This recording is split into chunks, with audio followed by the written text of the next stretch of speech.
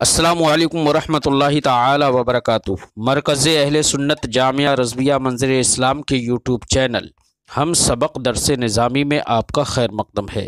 پیارے بچوں، جنہوں نے اب تک ہمارے چینل کو سبسکرائب نہیں کیا ہے وہ ضرور سبسکرائب کر لیں اور بیل آئیکن یعنی گھنٹی بھی بجا دیں تاکہ ہر ویڈیو کی نوٹیفیکیشن اطلاع اپلوڈ کرتے ہی آپ تک پہنچ جائے، اور اپنے ساتھیوں سے بھی شیئر کرنا نہ بھولیں تاکہ ان کو بھی فائدہ حاصل کرنے کا موقع ملے، اور بات پسند آئے تو لائک بھی کیا کریں اور اپنے قلبی تأثر کو ضرور کمنٹ کر کے بتائیں۔ بسم اللہ الرحمن الرحیم۔ باب تعلیم الرجل امتہ و اہلہ۔ یہ باب ہے مرد کا اپنی باندی اور اپنے گھر والوں کو تعلیم دینے کے، یعنی کوئی شخص اپنی باندی اور اپنے گھر والوں کو تعلیم دے، اس کا بیان ہے۔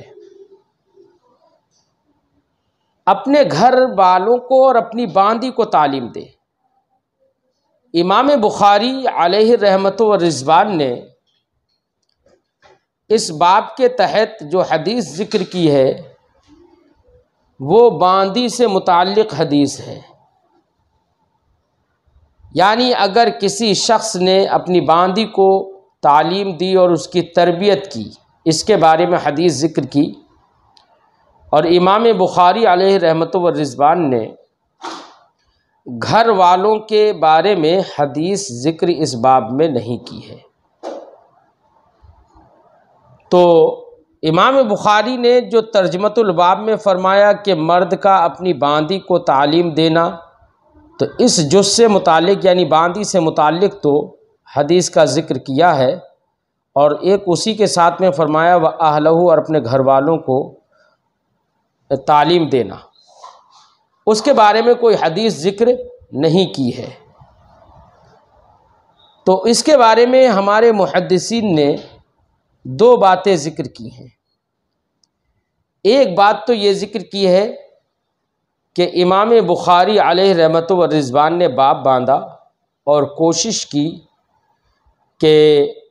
اہل سے متعلق بھی حدیث ذکر کرے، لیکن حدیث ذکر نہ کر سکے، کیا مجبوری اور کیا پریشانی رہی ہو، یا کوئی حدیث ان کے شرائط کے مطابق انہیں نہ ملی ہو، اس لیے حدیث ذکر نہیں کر پائے۔ اور بعض محدثین نے یہ بھی فرمایا کہ باندی سے متعلق حدیث ذکر کر دی ہے۔ ظاہر بات ہے کہ انسان کا تعلق اپنی باندی سے جتنا ہوتا ہے اس سے کہیں زیادہ اپنے گھر والوں کا ہوتا ہے، اپنے گھر والوں سے ہوتا ہے۔ جتنی محبت اپنی باندی سے ہوگی اس سے کہیں زیادہ محبت اپنے بیوی بچوں سے ہوگی۔ تو جب باندی کے تعلق سے حدیث ذکر کر دی، اور اس حدیث میں یہ معلوم ہوا کہ نبی کریم صلی اللہ علیہ وسلم نے فرمایا کہ اس شخص کے لیے بھی 2 اجر ہیں جس نے اپنی باندی کو تعلیم دی، اس کو ادب سکھایا اور اس کو آزاد کر کے پھر اس سے نکاح کیا۔ تو جب باندی کے تعلق سے باندی کو تعلیم دینا اور اس کو ادب سکھانے سے جب 2 اجر کا مستحق ہوگا، تو اس سے یہ بات سمجھ میں آ جائے گی کہ اپنے بیوی بچے جو کہ اس کے لیے باندی سے بھی زیادہ اہم ہیں، تو ان کو تعلیم دینا اور ان کو ادب سکھانا، یہ بدرجہ اتم اس بات پر یہ بات بدرجہ اتم سمجھ میں آ جائے گی کہ اگر ان کو تعلیم دی اور ان کو ادب سکھایا تو پھر بھی وہ شخص 2 اجروں کا مستحق ہوگا۔ امام بخاری علیہ رحمت و رضوان نے جو یہ باب باندھا ہے، ظاہر بات ہے کہ تعلیم الرجل امتہ و اہلہ، مرد کا اپنی باندی اور اپنے بیوی بچوں کو تعلیم دینا اور ادب سکھانا، اس کا تعلق کتاب العلم سے ہے، اس لیے اس باب کو کتاب العلم سے جو مناسبت ہے بالکل ظاہر ہے۔ ہاں، اس سے پہلے جو باب گزرا تو اس باب سے اس باب کو مناسبت اس طور سے ہوگی کہ اس سے پہلے جو باب گزرا تھا اس باب میں تعلیم کا ذکر عام تھا کہ چاہے کسی کو بھی تعلیم دے، چاہے اپنے گھر والے ہوں یا باہر کے ہوں، باندی ہو، مرد ہو یا عورت ہو، کوئی بھی ہو، مذکورہ باب میں تعلیم کا ذکر عام تھا، اور اس باب میں تعلیم کا ذکر خاص ہے، یعنی باندی اور گھر والوں کو تعلیم دینے کا یہاں پر بیان ہے۔ تو عام اور خاص کے درمیان جو تعلق ہوتا ہے وہ بھی سب پر ظاہر ہے کہ ہر عام خاص کے اندر موجود ہوتا ہے، اور ہر خاص اپنے عام کا ایک فرد ہوتا ہے۔ تو اس لحاظ سے بھی عموم خصوص کی نسبت ہے، اور اس باب کو ما قبل کے باب سے تعلق اور نسبت اور مناسبت بالکل ظاہر ہے۔ اب حدیث پاک پڑھتے ہیں۔ حدثنا محمد هو ابن سلام قال اخبرنا المحاربي حدثنا صالح بن حيان قال عامر الشعبي حدثني ابو بردة عن ابيه۔ امام بخاری علیہ رحمہ فرماتے ہیں ہم سے حدیث بیان کی محمد نے، اور وہ ابن سلام ہیں۔ قال انہوں نے فرمایا اخبرنا المحاربی، ہمیں خبر دی محاربی نے۔ وہ فرماتے ہیں حدثنا صالح بن حیان، ہم سے حدیث بیان کی صالح ابن حیان نے۔ قال انہوں نے کہا قال عامر الشعبی، اب یہاں پر قالا کی ضمیر کا مرجع صالح ابن حیان ہے، اور دوسرا قالا حذف کر دیا گیا ہے۔ محدثین عام طور سے حذف کر دیتے ہیں کیونکہ ہر آدمی اس کو سمجھتا ہے، تو معنی اصل عبارت ہوگی حدثنا صالح بن حیان قال عامر الشعبی، تو ایک قالا کو حذف کر دیا گیا ہے۔ صالح ابن حیان نے کہا کہ عامر شعبی نے کہا، انہوں نے کیا کہا؟ حدثنی ابو بردہ عن ابی، مجھ سے حدیث بیان کی ابو بردہ نے، وہ روایت کرتے ہیں اپنے والد سے۔ قال انہوں نے فرمایا قال رسول اللہ صلی اللہ علیہ وسلم، رسول اللہ صلی اللہ علیہ وسلم نے ارشاد فرمایا ثلاثۃ لہم اجران، تین لوگ ایسے ہیں جن کے لیے دو اجر ہیں۔ رجل من اہل الکتاب، ایک تو اہل کتاب سے آدمی۔ اہل کتاب سے کون مراد ہے؟ پہلے تو مسئلہ سمجھ لیجئے۔ سرکار نے فرمایا تین لوگ ایسے ہیں جن کے لیے دو اجر ہیں، ان میں سے ایک آدمی تو وہ ہے من اہل الکتاب جس کا تعلق اہل کتاب سے ہو، آمن بنبیہ، وہ اپنے نبی پر بھی ایمان لایا ہو، وآمن بمحمد، اور محمد صلی اللہ علیہ وسلم پر بھی ایمان لایا۔ تو جو شخص اہل کتاب تھا اور وہ اپنے زمانے کے نبی پر بھی ایمان لایا اور پھر محمد صلی اللہ علیہ وسلم پر بھی ایمان لایا، یعنی اسلام لے کر آیا، وہ مسلمان ہو گیا، تو اس کو دو اجر ہیں، نبی نے ارشاد فرمایا۔ ایک تو اپنے نبی پر ایمان لانے کا اجر، اور ایک ہمارے نبی صلی اللہ علیہ وسلم پر ایمان لانے کا اجر، تو دو اجر ہیں۔ اب مسئلہ یہ ہے کہ یہاں پر سرکار نے فرمایا رجل من اہل الکتاب، اہل کتاب سے کوئی شخص، تو اس نے اپنے نبی پر بھی ایمان لایا اور ہمارے نبی صلی اللہ علیہ وسلم پر بھی ایمان لایا، تو ایسے شخص کو دو اجر ہیں۔ تو اہل کتاب سے یہاں پر مراد کیا ہے؟ تو بعض محدثین نے فرمایا کہ یہاں پر اہل کتاب سے مراد یہود و نصارہ ہیں، کہ یہود و نصارہ میں سے اگر کوئی ہمارے نبی پر ایمان لایا، اور یہود و نصارہ سے بھی وہ یہود و نصارہ ہیں جنہوں نے توریت اور انجیل میں تبدیلی اور تحریف نہ کی ہو، بلکہ وہ اپنے زمانے میں اللہ کے کلام پر اور اپنے نبی پر ایمان لائے ہوں اور پھر ہمارے نبی پر ایمان لے آئے تو ایسے شخص کے لیے 2 اجر ہیں۔ بعض محدثین نے یہ فرمایا کہ یہاں پر اہل کتاب سے مراد صرف عیسائی ہیں، کیونکہ حضرت موسیٰ علیہ السلام کی شریعت عیسیٰ علیہ السلام کے آنے کے بعد منسوخ ہو گئی، تو تمام یہودیوں کو حضرت عیسیٰ علیہ السلام پر ایمان لانا ضروری ہو گیا، واجب ہو گیا۔ اگر وہ ایمان لے آئے حضرت عیسیٰ علیہ السلام پر تو اب وہ عیسائی ہو گئے، تو اس لیے یہاں پر عیسائی یا نصرانی مراد ہیں اہل کتاب سے، یہودی مراد نہیں ہیں۔ لیکن جمہور محدثین نے یہی فرمایا کہ اہل کتاب سے مراد یہود اور نصارہ دونوں ہیں۔ ہاں، اس کی صورت یہ ہوگی کہ یہود میں سے جو حضرت موسیٰ علیہ السلام پر ایمان لائے اور انہوں نے کتاب میں تحریف نہیں کی، اور وہ ایسی جگہ پر ہیں کہ جہاں پر حضرت عیسیٰ علیہ السلام کے آنے کے بعد ان تک حضرت عیسیٰ علیہ السلام کے دین کی تبلیغ نہیں ہوئی اور ان تک ان کا دین نہیں پہنچا، ایسے یہود اگر ہمارے نبی صلی اللہ علیہ وسلم پر ایمان لے آتے ہیں تو ایسے یہود کو بھی ڈبل اور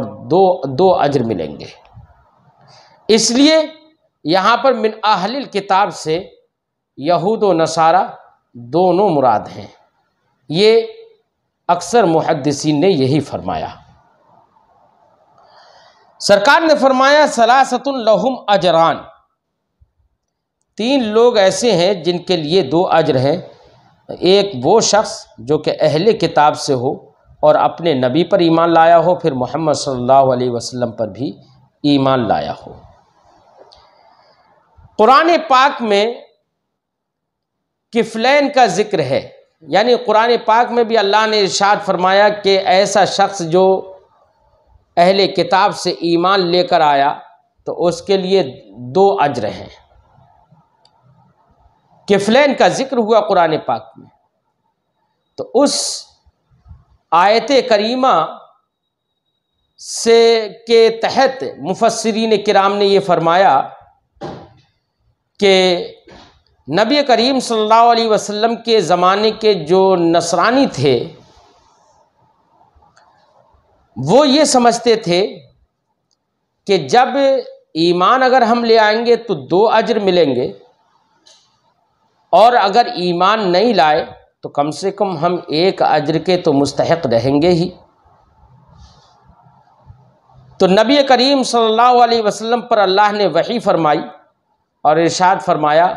جس کا مفہوم یہ ہے کہ اللہ نے فرمایا کہ یہ اجر دینا اللہ کے فضل سے ہے، وہ جس کو چاہے وہ اجر اور اپنے فضل سے نوازے، لہذا اگر ایمان لے کر نبی پر نہیں آئے تو وہ یہ جو سمجھتے ہیں کہ 1 اجر کے مستحق ہو گئے، یہ ان کے بس میں نہیں ہے 1 اجر کا استحقاق، بلکہ اللہ چاہے گا تو ان کو 1 اجر بھی نہیں دے گا، کیونکہ اجر دینا یہ اللہ کے فضل اور اس کے کرم سے ہے۔ اس سے یہ معلوم ہوتا ہے کہ جو عیسائی یہ کہتے تھے کہ ہم اگر ایمان لے کر نہیں آئے تو 1 اجر کے تو مستحق رہیں گے، ان کا یہ کہنا غلط تھا۔ ایک شخص کا ذکر ہوا، اور دوسرا کون سا شخص ہے جس کے 2 اجر ہوتے ہیں؟ سرکار نے فرمایا والعبد المملوک، اور مملوک غلام جو اپنے آقا کی خدمت میں ہو، آقا کے تحت رہتا ہو، اس کو بھی 2 اجر ملیں گے۔ کب؟ اذا ادى حق اللہ وحق موالیہ، جب کہ وہ غلام اللہ کے حقوق بھی ادا کرے، نماز روزہ وغیرہ جو بھی احکام اس پر عائد ہوتے ہیں وہ بھی انجام دے، وحق موالیہ، اور اپنے آقاؤں کا حق بھی ادا کرے، ان کے ذمے جو بھی ذمہ داریاں ہوں ان کو بھی نبھائے، تو ایسے غلام کو بھی 2 اجر ملیں گے۔ اللہ رب العزت اپنے فضل و کرم سے ان کو 2 اجر دے گا۔ اور سرکار نے تیسرے شخص کے بارے میں فرمایا وَرَجُلٌ كَانَتْ عِنْدَهُ أَمَةٌ يَطَأُهَا، اور ایک وہ آدمی جس کے پاس باندی ہو، كَانَتْ عِنْدَهُ أَمَةٌ، جس کے پاس باندی ہو، يَطَأُهَا، ایسی باندی ہو جس سے وہ وطی کرتا ہو، فَأَدَّبَهَا، پھر اس نے اس کو ادب سکھایا، فَأَحْسَنَ تَعْدِيبَهَا، اور پھر اس کو اچھا ادب سکھایا، وَعَلَّمَهَا، اور اس کو تعلیم دی، فَأَحْسَنَ تَعْلِيمَهَا، اور عمدہ اس کو تعلیم دی، ثُمَّ أَعْتَقَهَا، پھر اس باندی کو اس نے آزاد کر دیا، فَتَزَوَّجَهَا، پھر اس سے آزاد کرنے کے بعد اس سے نکاح کر لیا، فَلَهُ أَجْرَانِ، تو سرکار نے ارشاد فرمایا ایسے شخص کے لیے 2 اجر ہیں۔ ایک اجر تو ہے اپنی باندی جو کہ اس کے ماتحت ہے، لیکن اس کے ساتھ اس نے رحم شفقت کا برتاؤ کیا اور اس کو اپنے اہل و عیال کی طرح سمجھا اور اس کو ادب اور علم سکھایا، تو ایک تو اس کا اجر ہے اس کو، اور دوسرا اجر یہ ہے کہ ایک اس کو غلامی سے آزاد کر دیا، باندی سے اس کو آزاد کر کے اس کو اپنے نکاح میں لیا، اور نکاح میں لینے کے بعد اس کے ساتھ ایک اچھا سلوک کیا اور اس کو اپنے نکاح میں لے کر اس کو عزت دی،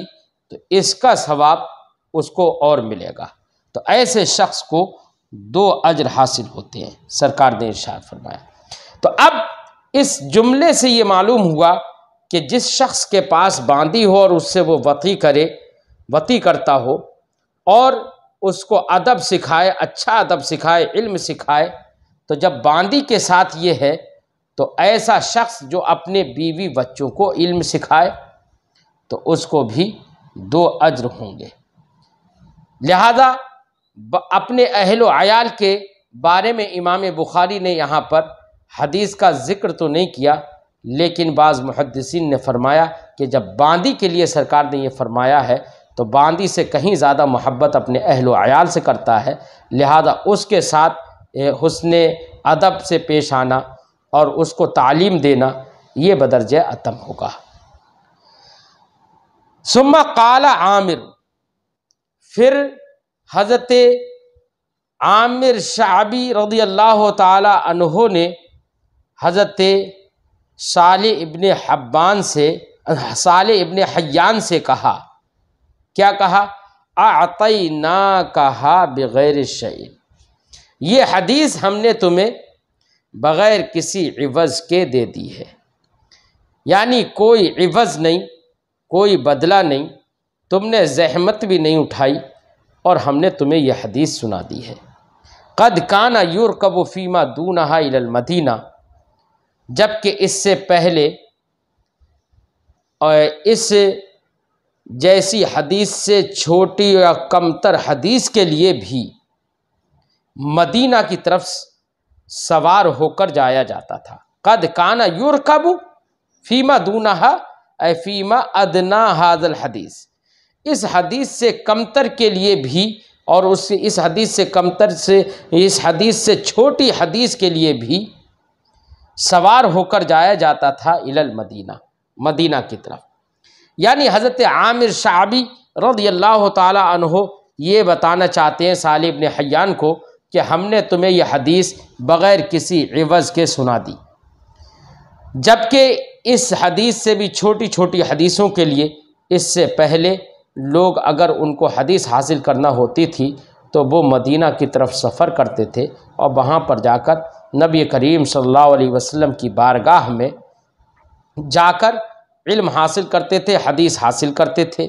تو سفر کرنا پڑتا تھا، مشقتیں اٹھانا پڑتی تھیں، جب تک کہ اسلام پھیلا نہیں تھا، مسلمان نہیں پھیلے تھے، صحابہ کرام ارد گرد کے شہروں میں نہیں پہنچے تھے۔ اس وقت یہ حال تھا کہ ایک چھوٹی سی حدیث کو لینے کے لیے بھی مدینہ کا سفر کرنا پڑتا تھا، سفر کی مشقتیں برداشت کرنا پڑتی تھیں، لیکن تم کو ہم نے یہ حدیث بالکل بلا عوض دے دی، تمہیں کوئی مشقت اٹھانا نہیں پڑی۔ یہ حضرت عامر شعبی رضی اللہ تعالی عنہ نے فرمایا۔ اب یا اس حدیث پاک سے یہ معلوم ہوا کہ 3 شخصوں کے لیے 2 اجر ہے۔ نمبر 1 وہ کتابی جو اپنے نبی پر ایمان لایا اور پھر ہمارے نبی کریم صلی اللہ علیہ وسلم پر ایمان لائے، اور دوسرا وہ غلام جو اللہ کا حق بھی ادا کرے، نماز روزہ وغیرہ بھی ادا کرے، دیگر احکام پر عمل کرے اور اپنے مالکوں کا حق بھی ادا کرے۔ ایسے ہی وہ شخص جو اپنی باندی کو ادب سکھائے، ادب سکھانے میں نرمی اختیار کرے، تعلیم دے، بہترین تعلیم دے، پھر اسے آزاد کر کے اس سے نکاح کر لے۔ یہ 3 باتیں حدیث پاک سے معلوم ہیں۔ باب عزت الامام النساء و تعلیمہن، یہ باب ہے اس بیان میں کہ امام عورتوں کو نصیحت کرے اور ان کو تعلیم دے۔ امام بخاری علیہ الرحمۃ والرضوان اس باب میں جو حدیث لے کر آئیں گے، اس حدیث سے یہ معلوم ہوگا کہ ایک امام، ایک محدث، ایک استاذ، ایک شیخ، ایک پیر، جس کے ماتحت لوگ ہوں جن کو وہ تعلیم دے سکتا ہے، تو جس طریقے سے وہ تعلیم مردوں کو دے، ایسے ہی یہ بھی جائز ہے اور مستحب اور اچھا ہے کہ وہ عورتوں کو بھی تعلیم دے۔ لیکن عورتوں کو تعلیم دینا یہ ایک شرط سے مشروط رہے گا کہ اگر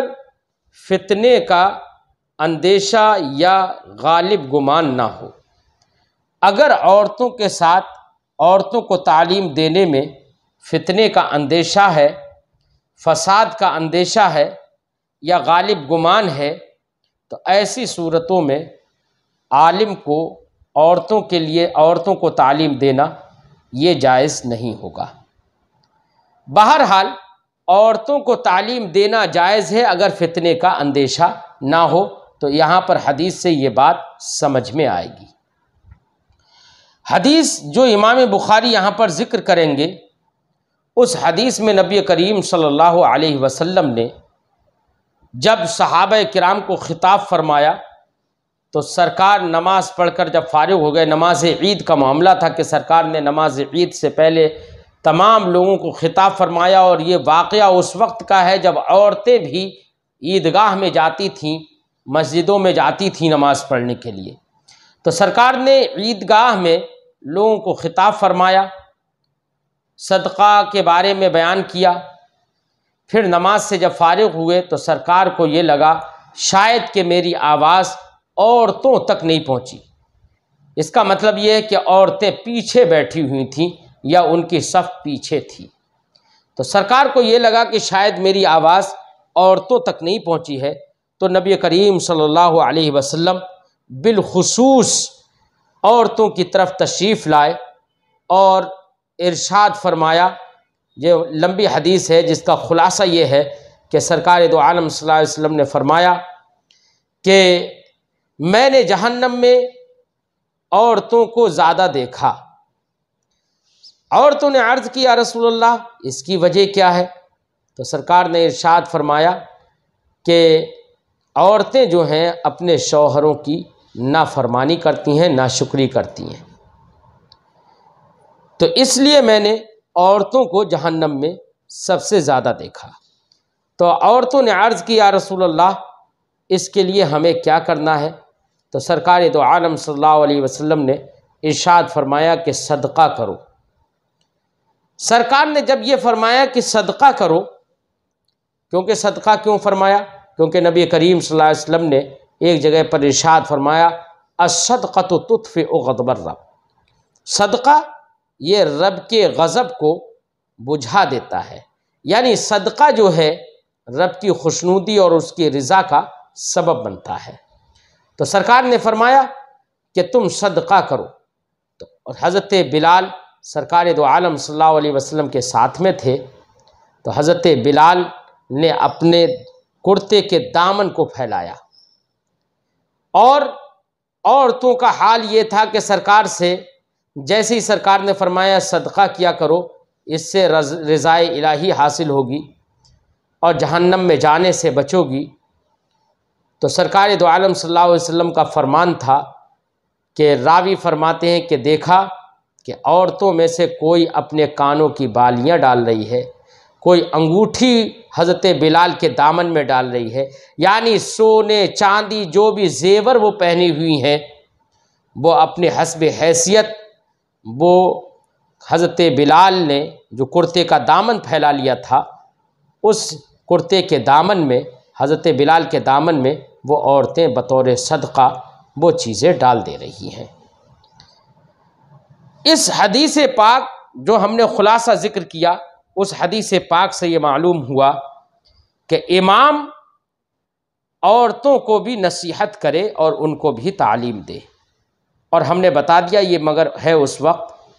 کہ جب کہ فتنے کا اندیشہ نہ ہو، اور اگر کسی شخص سے فتنے کا اندیشہ ہے تو ایسے شخص کا تعلیم دینا عورتوں کو ناجائز ہوگا، اور نہ ہی ایسی عورتوں کا ایسے شخص سے تعلیم حاصل کرنا جائز ہوگا، ہرگز جائز نہیں ہو سکتا، ہمارے فقہا اس کی اجازت نہیں دیتے ہیں۔ رہے نبی کریم صلی اللہ علیہ وسلم، تو نبی کریم صلی اللہ علیہ وسلم نے عورتوں کو نصیحت فرمائی، کیونکہ نبی کریم صلی اللہ علیہ وسلم سے پاکیزہ نیت والا اور کون ہو سکتا ہے؟ کوئی نہیں ہو سکتا۔ وہاں تو اندیشہ تو دور کی بات، وہاں تو اس بات کا وہم بھی نہیں ہو سکتا، کیونکہ نبی کریم صلی اللہ علیہ وسلم سارے جہان کے لیے رحمت بن کر آئے ہیں، وہ تو سارے جہان کے لیے رحمت بن کر آئے ہیں، تو جیسے مردوں کے لیے رحمت ہیں ویسے ہی عورتوں کے لیے رحمت ہے، ان کی تعلیمات سب کے لیے ہیں، سب پر احکام لاگو ہوتے ہیں، اور وہ تمام کو تبلیغ کر سکتے ہیں،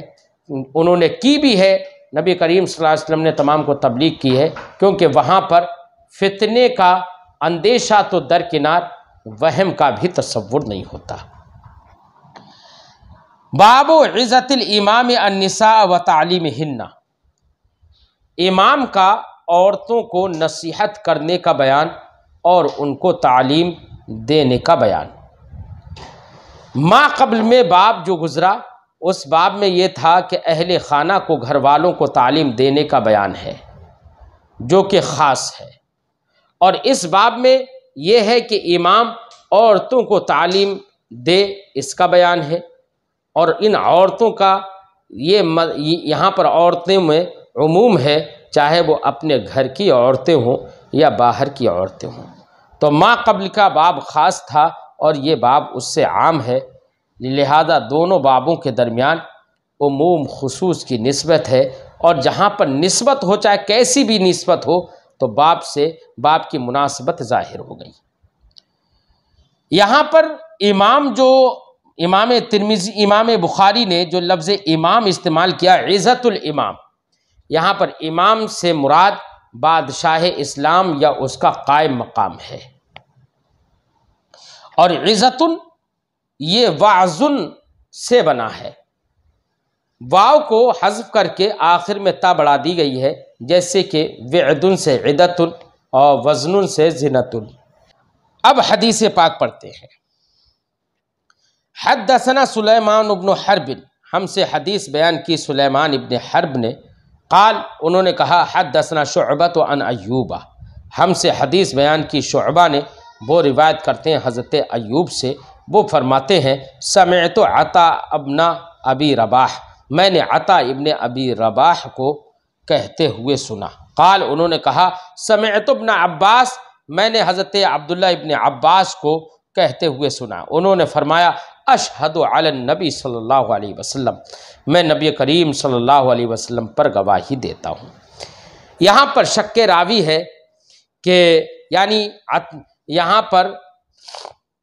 شک یہ ہے کہ حضرت عبداللہ ابن عباس نے اشہد علی النبی صلی اللہ علیہ وسلم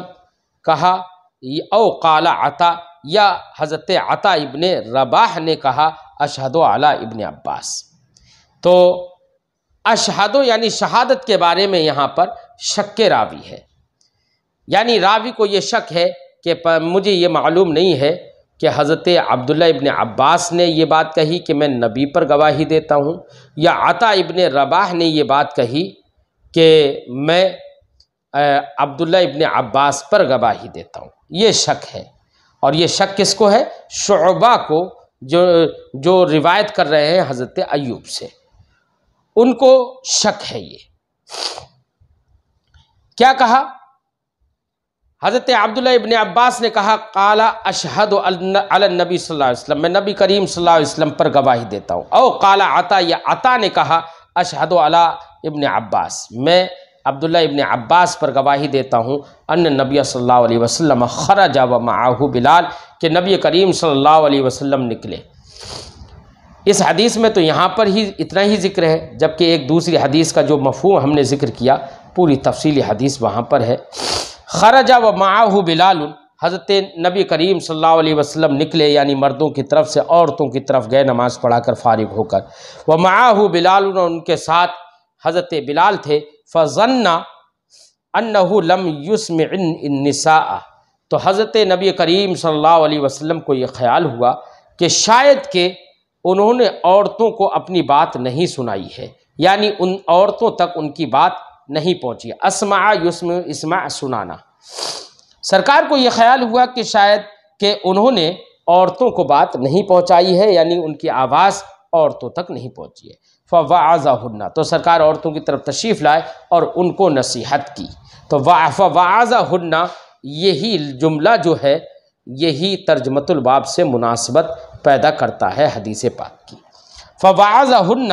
تو نبی کریم نے عورتوں کو نصیحت فرمائی، وامرہن بالصدقۃ، اور ان کو صدقہ کرنے کا حکم دیا۔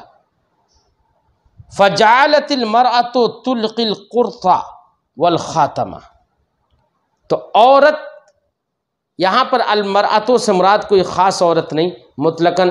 وہاں پر جو بھی عورتیں تھیں جنہوں نے اپنے مال کو صدقے کے طور پر حضرت بلال کے دامن میں ڈالا، ہر عورت مراد ہے علی سبیل البدریت۔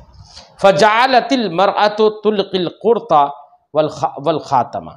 تو عورت اپنی قرط جمع اقراط، اس کا معنی بالی، کانوں میں پہننے والی بالیاں جو ہوتی ہیں وہ قرط کہلاتی ہیں۔ والخاتم، خاتم کا معنی انگوٹھی ہوتا ہے۔ تو عورت اپنی بالیوں کو اور انگوٹھی کو ڈالنے لگی، تلقی، القا یلقی، القا ڈالنے لگی، کس میں ڈالنے لگی؟ حضرت بلال کے کرتے کے دامن میں جو انہوں نے پھیلا رکھا تھا، اسی کا بیان آگے ہے۔ وَبِلَالٌ يَأْخُذُ فِي طَرْفِ ثَوْبِهِ، اور حضرت بلال اپنے کپڑے کے کنارے میں یعنی دامن میں ان تمام مالوں کو، صدقات کے مال کو لے رہے تھے، اکٹھا کر رہے تھے۔ یہاں پر امام بخاری علیہ رحمت و رضوان نے جو حدیث ذکر کی اس میں راوی کو شک تھا اس بارے میں کہ حضرت عبداللہ ابن عباس نے یہ بات کہی اشہد علی النبی صلی اللہ علیہ وسلم، یا حضرت عطا ابن ابی رباح نے یہ بات کہی اشہد علی ابن عباس، یہ شک تھا اس میں۔ اس لیے امام بخاری علیہ الرحمت والرضوان ایک سند ذکر کر رہے ہیں جس سند سے یہ شک دور ہو جاتا ہے۔ فرماتے ہیں وقال اسماعیل عن ایوب عن عطا، حضرت اسماعیل نے کہا روایت کرتے ہوئے ایوب سے، وہ روایت کرتے ہیں عطا سے، قال ابن عباس، کہ حضرت عبداللہ ابن عباس نے فرمایا اشہد علی النبی صلی اللہ علیہ وسلم،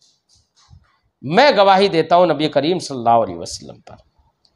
تو امام شعبہ سے سلیمان ابن حرب کی جو روایت ابھی گزری اس سے پہلے، اس کی سند میں یہ شک کے ساتھ بیان کیا کہ اشہد علی النبی یہ عبداللہ ابن عباس نے کہا یا اشہد علی ابن عباس یا عطا ابن رباح نے کہا۔ حضرت امام بخاری نے اس تعلیق سے یہ بتا دیا کہ ایوب سختیانی سے اسماعیل ابن علیہ کی روایت میں حضرت عبداللہ ابن عباس کا قول اشہد علی النبی صلی اللہ علیہ وسلم یہ بلا شک وارد ہے۔ تو یہ تعلیق امام بخاری نے یہاں پر ذکر کر کے اس شک کو دور کر دیا اور ایسی سند پیش کر دی جس میں شک موجود نہیں ہے۔ تو اس حدیث پاک سے چند باتیں معلوم ہوئیں۔ ایک تو بات یہ معلوم ہوئی کہ عورتوں کو وعظ و نصیحت کرنا اور انہیں صدقہ و خیرات پر ابھارنا یہ مستحب ہے، لیکن اس وقت جب کہ عورتوں اور واعظ پر خوف فتنہ نہ ہو، اندیشہ فساد نہ ہو۔ اس حدیث پاک سے یہ بھی معلوم ہوا کہ امام سلطان اسلام اپنی رعایا کے ساتھ بھلائی کا خیال رکھے، ان کے وعظ و نصیحت و تعلیم و تربیت کا انتظام ضرور کرے۔ اس سے ایک بات یہ بھی معلوم ہوئی کہ عام صدقات امام اپنی ثواب رائے سے جہاں بہتر سمجھے صرف کر سکتا ہے، کیونکہ سرکار دو عالم صلی اللہ علیہ وسلم نے جیسے ہی صدقات کا حکم دیا عورتوں نے صدقات دینا شروع کر دیے۔ اب نبی کریم صلی اللہ علیہ وسلم اپنے ثواب دیس سے کس کس کو دیا وہ سرکار جانتے ہیں۔ بہرحال اس سے مسئلہ یہ معلوم ہوا کہ عام صدقات امام اپنی ثواب دیس سے کسی کو بھی دے سکتا ہے، کہیں پر بھی صرف کر سکتا ہے۔ اس حدیث پاک سے یہ بھی بات معلوم ہوئی کہ صدقہ یہ جہنم سے نجات دیتا ہے۔ اچھا، اس حدیث پاک سے ایک بات بالخصوص یہ معلوم ہو جاتی ہے کہ عورتوں نے جیسے ہی سرکار نے صدقے کا حکم دیا، عورتوں نے اپنی بالیاں اور اپنے انگوٹھیاں حضرت بلال کے دامن میں ڈالنا شروع کر دیں۔ اس سے معلوم یہ ہوتا ہے کہ عورت جس مال کی مالک ہے وہ عورت اپنے مال کو شوہر سے پوچھے بغیر بھی صدقہ کر سکتی ہے، جیسا کہ حضرت میمونہ رضی اللہ تعالی عنہا نے اپنا غلام آزاد کیا تھا اور نبی کریم صلی اللہ علیہ وسلم نے اس پر کوئی انکار نہیں فرمایا۔ قرآن کریم میں ہے فَنِصْفُ مَا فَرَضْتُمْ إِلَّا أَن يَعْفُونَ، تو جتنا ٹھہرا مہر یعنی جتنا مہر مقرر ہوا تھا اس کا آدھا واجب ہے، مگر یہ کہ عورتیں کچھ چھوڑ دیں، الا ان یعفون، کیونکہ مہر عورتوں کا حق ہے۔ اگر عورتیں اپنے حق میں تصرف کرنا چاہتی ہیں، چھوڑنا چاہتی ہیں، معاف کرنا چاہتی ہیں تو چھوڑ سکتی ہیں۔ اب یہاں پر ان یعفون جو ہے، ایسی ایک اور آیت کریمہ ہے کہ فَإِن طِبْنَ لَكُمْ عَنْ شَيْءٍ مِّنْهُ نَفْسًا فَكُلُوهُ هَنِيئًا مَرِيئًا، پھر اگر وہ اپنے دل کی خوشی سے مہر میں سے کچھ دیں تو اسے کھاؤ پیو اور خوشگوار اور مزے لو۔ تو اب ان دونوں آیت کریمہ میں آپ غور کر لیجئے، یعفونا پر اور طبنا پر، یہ جمع مؤنث غائب کے صیغے ہیں۔ اس سے معلوم ہوا کہ عورت کو اپنے مال سے صدقہ کرنے میں اپنے شوہر سے اجازت لینا ضروری نہیں، لیکن اپنا مال ہو، خود اس مال کی مالک ہو۔ ہاں، اگر شوہر کا مال ہے تو اس کی اجازت کے بنا خرچ نہ کرے، اپنی ضرورت بھر نان و نفقہ جتنا واجب ہے ایسے ضرورت بھر شوہر کے مال سے لے، اور باقی مال کی جو شوہر کا مال بیوی کے پاس رکھا رہتا ہے اس مال کی وہ امین ہے، اس میں بغیر اجازت کے تصرف نہ کرے اور خرچ نہ کرے۔ جیسے کہ ایک حدیث پاک ہے، نبی کریم صلی اللہ علیہ وسلم نے فرمایا لا یحل لامرأۃ عطیۃ الا باذن زوجہا، کہ کسی عورت کو اپنے شوہر کی اجازت کے بغیر صدقہ کرنا حلال نہیں ہے۔ اس لیے عورتوں کو اپنے شوہروں کے گھر پر جانے کے بعد یہ خیال رکھنا چاہیے کہ وہ صرف اپنے مال میں تصرف کر سکتی ہیں، شوہر کے مال کی وہ امین ہوتی ہیں، لہذا شوہر کے مال سے صدقہ کرنا یا کسی کو دینا یہ اس کی اجازت کے بغیر جائز نہیں ہوتا ہے۔ لہذا جو عورتیں ان تمام چیزوں کا خیال رکھتی ہیں وہ اپنے شوہروں کا اعتماد پیدا کر لیتی ہیں، اور الحمدللہ ایسی عورتیں اپنے شوہروں کے یہاں پر خوش رہتی ہیں، اور یہی عادت تمام عورتوں کی اور ہماری بہنوں کی ہونا چاہیے۔ السلام